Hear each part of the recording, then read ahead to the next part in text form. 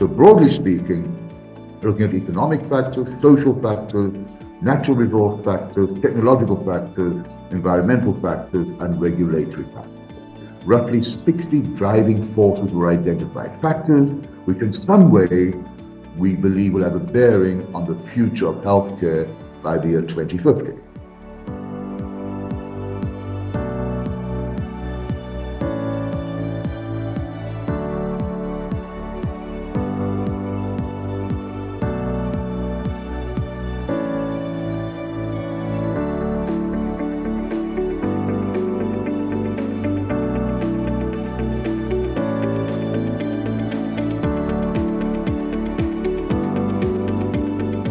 What does it mean that the burden of disease is changing radically and surprisingly and rapidly and so on?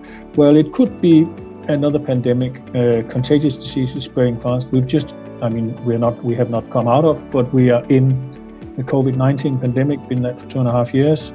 But we've also seen very different responses to how a situation like the COVID-19 is handled in different countries.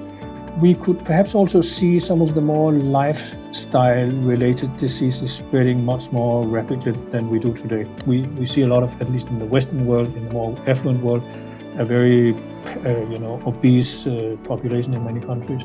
Then one thing I believe we do see in the old world today, especially among young people, is mental health deteriorating. I mean, stress, anxiety, depression is an issue that is very common among many young people. I could see that as a big threat, the mental health situation being deteriorating badly. What will be the implications for M&A if we end up there? Well, first of all, we will of course see a lot of, upcoming tech companies. We'll also see the incumbents, all the big players that are in the market today, being very interested in acquiring the better of the young tech companies. I also think we'll see a lot of smaller companies, buying other smaller companies. So I think if I should put a word from an M&A point of view on the top right corner, it's probably more or less the Wild West. It's the situation where changes take place very fast. It's everybody's fight against everybody. Yeah.